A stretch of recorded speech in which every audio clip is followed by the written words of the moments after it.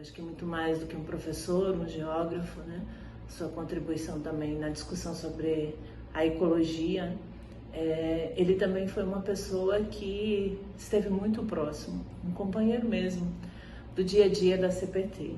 Então, o seu lado humano, carinhoso, afetuoso, também sempre vai ficar marcado nas nossas atividades, né? Na Secretaria Nacional, na sua contribuição no Caderno de Conflitos no Campo. El mejor homenaje que se le puede hacer a Carlos Walter Porto Gonçalves, el único homenaje que lo haría feliz para la eternidad, sería retomar el camino de una Amazonía libre con sus pueblos, con los pueblos indios, con los pueblos campesinos, con todos sus pueblos. La Amazonía siendo libre con sus pueblos.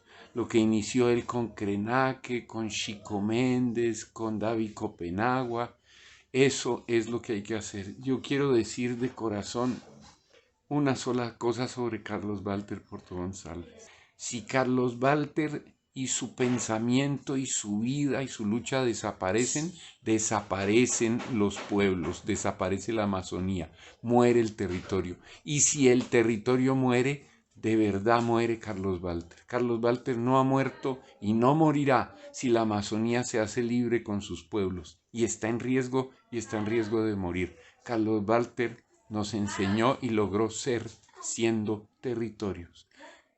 Não consegue pensar a Amazônia a partir dos seus povos.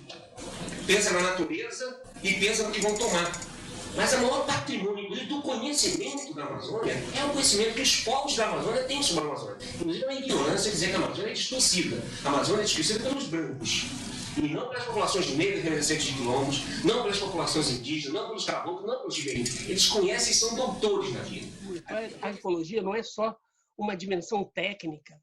A agroecologia é como se fosse um braço técnico de um projeto político, filosófico, cultural, né? Mas ela é um braço que vai dialogar com esses conhecimentos. Isso significa dizer que temos que descolonizar e ver que não há vida sem conhecimento. E aí a gente vai ter que ler mais autores latino-americanos. Francisco Maturana e Humberto Varela, biólogos chilenos, um já falecido. Eles vão dizer vida sem conhecimento. A bactéria conhece, né? Como diria um indígena, né? O lagarto é meu dor. Por quê? Toda vez que o lagarto era mordido pela cobra, ele corria para o mato e ia tirar o sumo de uma árvore. Então, vários indígenas, eu estou contando uma história que me foi contada, ele também começou a pegar essa árvore, tirar o sumo, e toda vez que alguém era mordido de cobra, eles tomavam aquele sumo para usar remédio. E as pessoas se curavam. Mas para isso é preciso perceber que a defesa da vida não é só a defesa da vida humana. É a defesa da vida com comunidade. Não é isso? Isso é muito mais profundo. Isso implica, na verdade, que não se trata de dominação da natureza. É isso? Como a ciência ocidental foi construída enquanto um conhecimento da dominação. Ou seja, é preciso cuidar. Cuidar é uma coisa que, lamentavelmente, na sociedade patriarcal, ficou no colo das mulheres. Né? Cuidar da vida, cuidar dos filhos, cuidar da prole. Isso tudo ficou na mão das mulheres. Mas isso não quer dizer que é um atributo das mulheres. Né? Você pode dizer que as mulheres ficaram, até pelo machismo, incumbidas da garantia da reprodução da vida. Mas isso não é um atributo das mulheres. É preciso, nesse sentido, despatriarcalizar, para que a gente liberte efetivamente. Quem tem conhecimento sobre essas áreas é que tem conhecimento de detalhe. É quilombola, é indígena, é camponês. Então, nesse sentido, a questão o conhecimento de ecologia deles é fundamental. Entendeu? Essas áreas vão ser hiperpreservadas. Mas essa região, né, é grande parte do arco do desmatamento, é a área mais exposta, é o sul da Amazônia.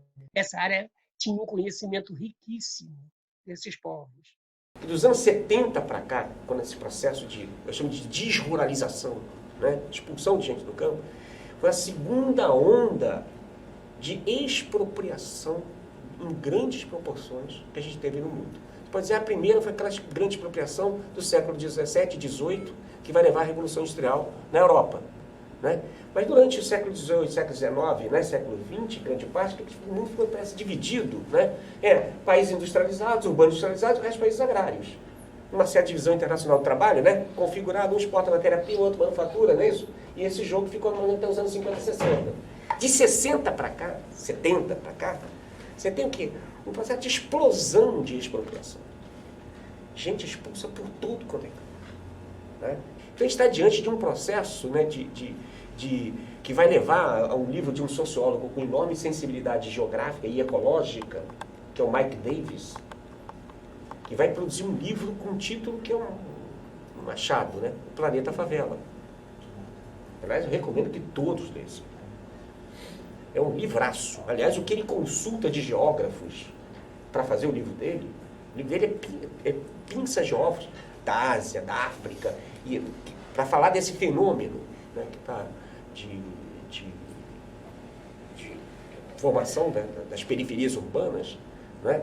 Esse fenômeno que é um fenômeno talvez sociogeográfico de maior magnitude do mundo, né, de hoje, né? Se a gente não for capaz de ter essa humildade de saber que quem vai apertar o povo é o próprio povo, e não aqueles que se consideram como vanguarda, que depois soberbamente começam a cobrar, como está tendo hoje, como se tivessem tido um grande êxito nos últimos anos, se esquecendo de, inclusive, esse pouco avanço que se tem na Venezuela, no Equador, na Bolívia, no Brasil, nesses países. Pessoal, não nos esqueçamos. Tivemos muita luta social nos anos 80 e nos anos 70. Esses governos foram produto das lutas sociais, que transformaram as lutas no instituído, esquecendo do processo instituinte, que é a luta do povo se organizando, se auto-organizando. Se nós não formos capazes, né, de beber nessa fonte, ter a humildade que temos que, né, trabalhar junto com aqueles que muitas vezes falam, nós vai, mas sabe onde vai. Conheço muita gente que fala, nós vamos, e não sabe para onde vai. Carlos Walter é ex-professor da escola, foi presidente do CAP inicialmente, e, enfim, conhece bastante essa instituição. E Carlos Walter é uma pessoa que a gente precisa conversar, dialogar, ouvir, né? Por todos os estudos, pelo que ele tem feito, a trajetória dele de vida. Né? E eu pedi ao Carlos que ele viesse aqui conversar sobre questões do meio ambiente, consumo consciente, sustentabilidade, enfim. E também que ficasse bastante à vontade, né? Porque Carlos é uma pessoa que estuda, tem muitos conhecimentos, enfim. Então, ele vem aqui para ajudar a ampliar as nossas visões, enfim, poder nos ajudar a pensar. Então, seja muito bem-vindo. Bom, obrigado aí. Bom dia a todos e a todas. É uma alegria muito especial voltar a esse lugar, onde a gente tem entradas as mais variadas, né, como colega, vocês, professor, a casa, pai, né, aluna da casa, e também essa condição especial que a gente agora se vê como professor de professores da casa. Né?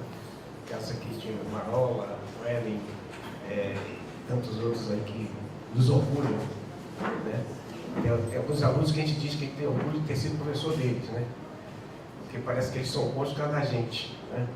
Como aluno, ninguém diz esse foi meu aluno, né? A gente sempre só fala dos alunos bons, parece até que a única virtude que eles têm foi dada pela gente. Eu vou insistir um pouco, talvez até com dado dessa semana, né, na importância da gente começar a mirar um pouco no mundo com um certo orgulho latino-americano. A gente tem uma visão ainda um pouco apequenada, parece que a gente está falando de um lugar qualquer do mundo, e não é um lugar qualquer do mundo, embora qualquer lugar seja um lugar qualquer do mundo, se você quiser uma certa perspectiva. Por que eu falo isso? Porque, na verdade, esse mundão que a gente está vivendo, na verdade, ele tem como marco um momento em que, por exemplo, tomar esse sistema mundial que a gente está vivendo, que começa, na verdade, em 1492, né? E começa exatamente com o encontro dessa parte do mundo e se interconectando com o resto do mundo. Né? costumo dizer que se você tentar retomar, ver o que era a Europa até 1492, não é? A gente vai perceber que, na verdade, os caminhos todos do mundo levavam para o Oriente. Nos levou até um verbo, né? Orientar-se. Ou seja, tomar o rumo certo era se orientar. Era ir para o Oriente Médio, Oriente Próximo, Extremo Oriente. Né? A Europa tinha uma importância menor na constituição do mundo, até aquele momento. Uma das questões que eu vou procurar desenvolver nessa reflexão é a necessidade da descolonização do pensamento. E isso passa por uma reflexão crítica sobre as próprias matrizes de conhecimentos que nos forjaram, a cada um de nós, fortemente marcada pelo eurocentrismo. Mas a Europa, que vai passar a ter importância no mundo, ela só vai passar a ter importância no mundo depois do encontro desse continente que somos nós. Eu não gosto de falar descoberta, né? Porque a descoberta dá uma perspectiva que alguém descobriu. Né? Como se os que aqui existissem tivesse algum sentido a palavra descoberta. Já é uma palavra colonial. Né? Uma palavra que já coloca a prerrogativa do europeu. Imagina para quem morava aqui se eles foram descobertos. Né? Aliás, o Henrique Dulce vai chamar de não de descobrimento da América, vai chamar de encobrimento da América, ou seja, do que aqui havia fica encoberto. A gente passa a ter uma visão cada vez mais egocêntrica. Então, a partir desse momento é que a Europa passa a ter importância. Ou seja, a importância geoeconômica, geopolítica, geocultural que a Europa passa a ter, ela é incompreensível sem o papel da América. Entrando propriamente na reflexão, eu queria fazer uma premissa para essa fala, inspirada no verso do Camões. Né? Camões, que viveu de 1524 né, a 1580, ele dizia uma expressão que talvez quando a gente localiza no século XVI, ela fique meio óbvia. Eu vou tentar usar essa expressão que ele usa como uma metáfora para o mundo contemporâneo. Ele dizia que nós estamos navegando em mares nunca dantes navegados. Então, se olhar para o século XVI, é mais ou menos fácil de entender que estava se abrindo para o mundo de novos horizontes geográficos de conhecimento. Então, é um momento que exige uma enorme ousadia intelectual. E é um enorme desafio para quem está com essa função de educar.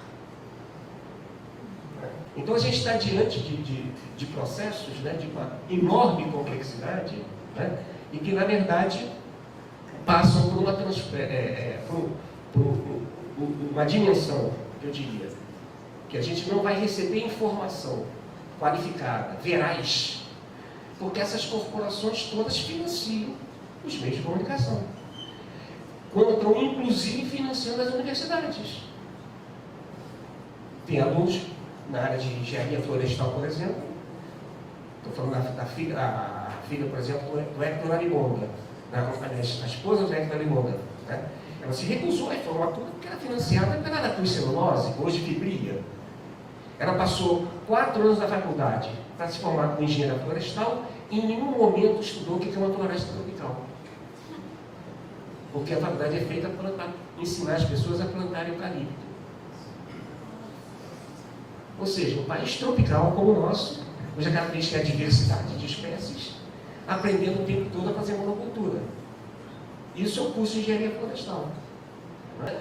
Uma vez eu estava fazendo um trabalho, né? Me pediram fazer um trabalho sobre questão de lixo, né? E aí, o cara foi na minha casa, me oferecesse um preço fantástico, me pagando. Geralmente eu estou fazendo essas coisas, como sou servidor público, estou fazendo pelo meu caráter público. Não, quem não contratar, você tem um bom texto, você escreve bem sobre esse assunto. E aí eu fiz o texto, né?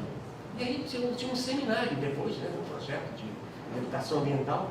Aí tinha um seminário para discutir os textos que haviam sido produzidos. Aí eu entreguei meu texto e meu texto estava faltando um parágrafo. Foi retirado. Eu não entendi direito, né, cara? Mas não, mas tirou esse parágrafo porque as crianças não iam entender. O parágrafo era o seguinte, né? Eu resolvi, quando fui fazer o lixo, resolvi entrevistar o lixo. Ou seja, visitar lixão. Né? E qual foi a minha surpresa? Que a coisa que eu mais vi no lixão eram embalagens. Seja saco plástico, seja garrafas PET, ou seja, caixas. A coisa que eu mais tinha era Era embalagem. E essas coisas, alguns insights que às vezes a gente tem, né? Vou falar, embalagem vem de embalar, né? Embalar é você passar papel, né? Na coisa, embrulhar, né? Mas embalar também é ninar, né? Eu pergunto se não é essa a função da embalagem, né? Nos embalar, fazer com que você sonhe acordado e realize o sonho comprando. Mandaram tirar essa parte do texto. As crianças não iam entender. Talvez só elas fossem entender. Né? E aí, obviamente, você percebeu que tinha muita propaganda da Coca-Cola na sala. Né? Era o financiador do projeto. O dinheiro é a expressão monetária da riqueza, não é riqueza mesmo. Mas só que a sociedade capitalista, ela vive o quê? Com a dimensão da permanente, achando que é ilimitado o processo de acumulação. Então ela exerce uma pressão sobre os povos e sobre a natureza que é ilimitada. Só que a natureza e os homens têm limites. Quando ele fala assim, a espécie humana vai dominar a natureza, mas será que é a espécie humana ou certas partes da espécie humana? Por exemplo, não é a espécie humana, porque os negros e os índios foram subordinados. Então esse antropocentrismo que está fazendo, né? Até porque se dizia que os negros, por natureza, são inferiores. Olha o conceito de natureza. Para que está servindo? Não é isso? Você pode observar que todos aqueles que são dominados são associados assimilados à ideia de natureza. As mulheres, por natureza, são inferiores, são frágeis. Todo mundo sabe como é que o capitalismo vai sendo forjado na Europa, no chamado cercamento dos campos. Né? Os enclosures, não é isso? Se expulsou a gente, chegou na cidade. Na cidade, eu não tenho a terra para poder plantar, não posso para poder comer, então eu vou ter que me vender. Vender a minha força de trabalho. Eu virei mercadoria. E a terra também sem gente virou mercadoria. Você vê que o desperdício de experiência humana, né, em função de uma mentalidade, parece que tudo que foi descoberto nos últimos 30, 40 anos pela ciência ocidental. Desde que se faz agricultura, se faz produção de conhecimento. Aliás, a agricultura é cultura, né? Talvez a gente esteja vivendo um momento que já não tem mais agricultura, né? Me lembro, por exemplo, aqui em Mato Grosso, que é o maior produtor brasileiro de milho, né? Mato Grosso, né? Aquelas grandes fazendas produtoras de milho, soja, né? E você vai para o Nordeste, né? Você tem, por exemplo, quando chegar nas festas de São João, é interessantíssimo que rola no Nordeste, né? É a festa do milho, né? Canjica, né? Bolo de milho, tudo envolvendo milho, que é a época da colheita, então tem as festas. Vocês já viram festa de São João em Mato Grosso? É uma produtora de milho. Não tem festa. Que é uma agricultura sem agricultores. É a agricultura do agronegócio. Aí você percebe a diferença entre agronegócio e agricultura. No Nordeste tem furdunço, tem festa de São João, tem mela cueca, não é isso? Ou seja, tem bandeirinha, não é isso? Ou seja, tem uma sofisticação cultural. Então no Nordeste tem agricultura, no Mato Grosso tem agronegócio. Essa é a diferença. Vocês estão fazendo o país um negócio, não tem cultura. Isso tem implicações no processo pedagógico. Porque não vai sair na Rede Globo, vou insistir, a coerência que eu estou falando, não vai sair na Rede Globo noticiário contra o agronegócio, que a parte verdadeira do Jornal Nacional é o intervalo comercial, que não autoriza que se publique o que eu estou dizendo. Né? E são dados que estão postos aí para quem quiser ver. Né? Então esse processo de tentar subordinar a natureza, uma lógica de acumulação ilimitada, que está subordinada à lógica do dinheiro, vai fazer com que o capitalismo, né, use isso e, na verdade, está levando ao extermínio. Né? A coisa do aquecimento global é só uma dimensão profunda do que está passando. Né? Eu tenho andado muito pelo Cerrado brasileiro, que é uma área que ocupa 36% do território, conversando com camponeses, com agricultores, com indígenas, com quilombolas. Eles estão tontos. Eles não estão conseguindo mais prever como plantar. Porque tinha uma relação entre a minhoca, tinha relação com aquela área que, quando ela aparecia, ela indicava certas coisas. Indicava se vai chegar ou não vai chegar a chuva. Os caras estão borrifando, né, com fumigações de agroquímicos. Então estão desaparecendo essas cadeias todas, e aquelas pessoas, aqueles grupos, né, construíram a sua cultura com base nessas informações. E isso é que construiu a diversidade cultural do planeta. Então essa Não é só perda de biodiversidade. É perda de diversidade cultural, é perda da riqueza. Agora, se quiser salvar a Amazônia, pelo amor de Deus, baixa a bola e conversa com os índios. Isso é conhecimento adequado. É a gente não hierarquizar. Esse é o problema que vem junto com o conhecimento científico, uma visão colonial de um conhecimento superior. Esse é o problema. Se você abdica desse problema, é um modo de conhecimento, né? Com as suas contradições.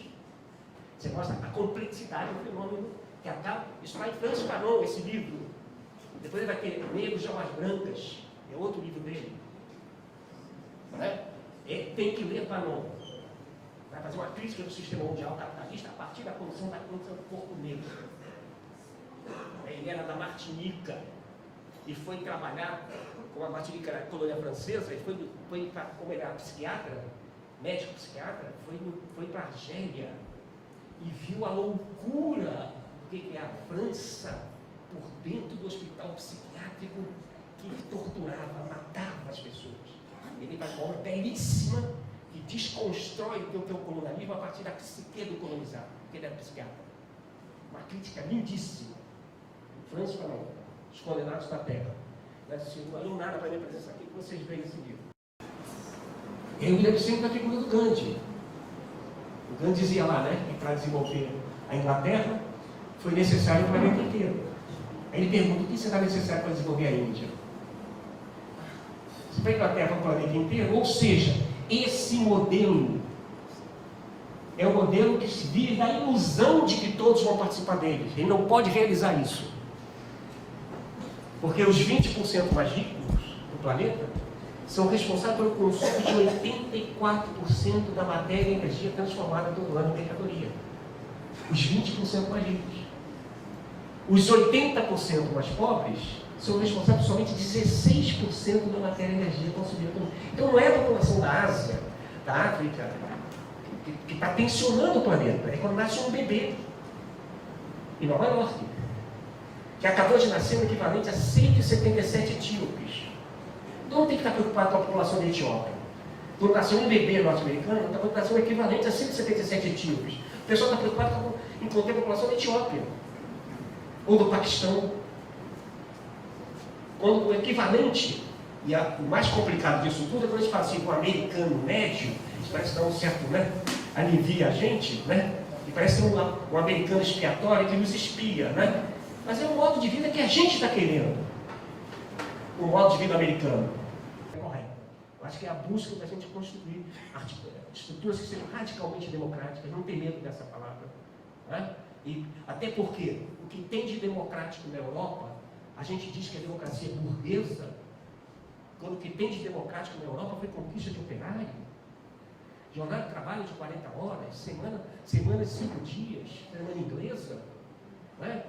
O direito a voto, né, universal, depois as mulheres, muita luta dos trabalhadores, luta da sociedade. Aí você chama uma sociedade burguesa, de democracia burguesa, quando o que ela tem de democrático foi contra a burguesia. Que relação a gente está tendo com a democracia? A gente tem democracias de baixa intensidade. Democracias que foram ficando reduzidas o quê? Um processo eleitoral. Como se isso... E a gente hoje, o poder de fato não elege, tem o poder econômico. O poder econômico quem elege? As empresas ainda continuam sendo constituídas, por exemplo, qual é a composição química da Coca-Cola?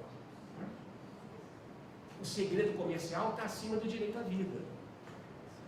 Um patrão resolve fazer uma reengenharia da sua empresa, demite metade das pessoas sem consultá-las. Não tem democracia na fábrica. No capitalismo, a democracia para na porta da empresa. A empresa continua sendo regida por regras medievais, de poder absoluto do proprietário. Por isso essa democracia que não é democrática. Desculpa agora brincar com os termos. Mas é uma democracia de baixa intensidade, que a gente ganha, mas não leva. A gente exerce o poder, até elege politicamente, mas o poder não está no Palácio do Planalto somente. Passa pelo cotidiano, passa pela vida, sobretudo pelas empresas que não são nada democráticas. Não é? Então é isso que eu falo, é preciso ampliar esses horizontes de sentido e a gente avançar. Não sei se ficou algum tema que, se quiser, pode me cobrar, né? Mas, claro que as coisas são muito mais amplas do que eu vi aqui, né? Mas enfim.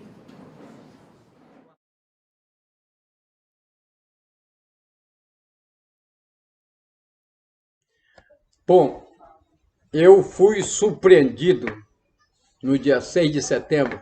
Eu moro na Floresta, daqui para onde eu moro no município de Brasileia, na Reserva Extrativista Chico Mendes. Sou Osmarina Mancio Rodrigues, seringueiro da Reserva Extrativista Chico Mendes. Ajudei a criar as reservas. E dia 6 de setembro eu fiquei muito engasgado, entalado com a notícia muito triste para mim. Foi a despedida do Carlos Walter.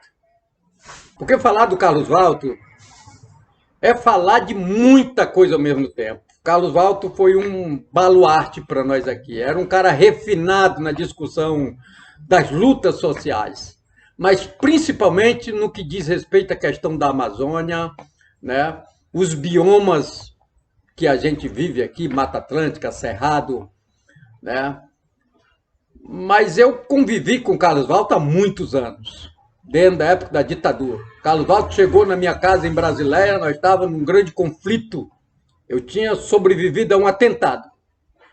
E o Carlos Walter chegou e nós estávamos saindo 1h da madrugada, 2h, para o Seringal, porque nós fomos avisados que nós ia ser surpreendidos naquela noite. Então, o Carlos Walter é uma das pessoas que mais escreveu sobre a criação da Reserva Extrativista, que mais conviveu com nós aqui na Reserva Extrativista Chico Mendes. O Carlos Walter foi onde eu moro, mas ele não foi só onde eu moro. O Carlos Walter parecia que ele era do lugar onde eu moro. Então, perder o Carlos Walter, nós perdemos uma fonte de pesquisa, né?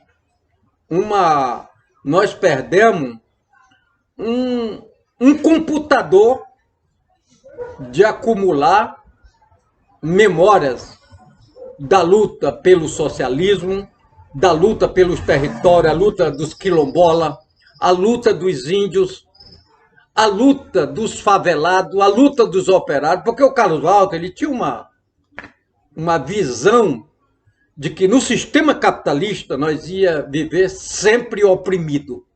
Nós ia estar convivendo sempre com a barbárie. E ele tinha essa sensibilidade. Eu diria que o Carlos Walter é um dos ideólogos, é um teórico dos mais refinados sobre todas as lutas sociais no Brasil e no mundo.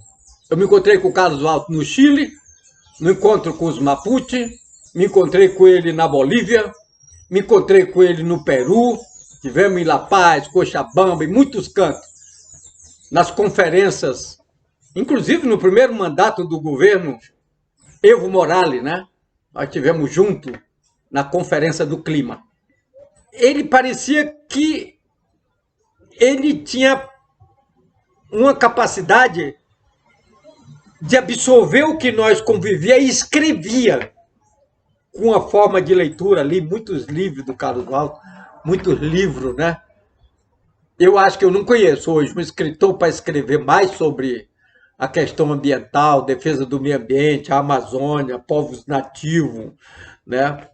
Ele falava do Chiapa com a sabedoria que ele falando do Chiapa, falando dos incas, falando das populações tradicionais, e eu aprendia, eu queria, cada vez que ele falava, até palavras muito, eu diria, intelecta, eu anotava e depois eu ia, quando passava aquele momento, eu ia perguntar para ele o significado.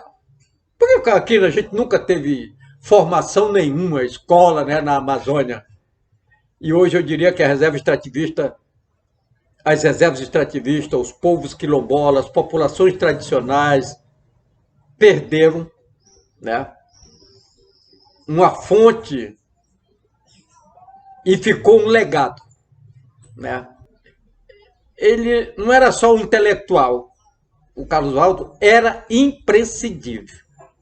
Então, Carlos Walter, você vai estar comigo no meu coração. E os povos da floresta agradece a você por tudo que você deixou e por tudo que você representa para nós. Intervenha por nós e saiba que a natureza te manda um forte abraço.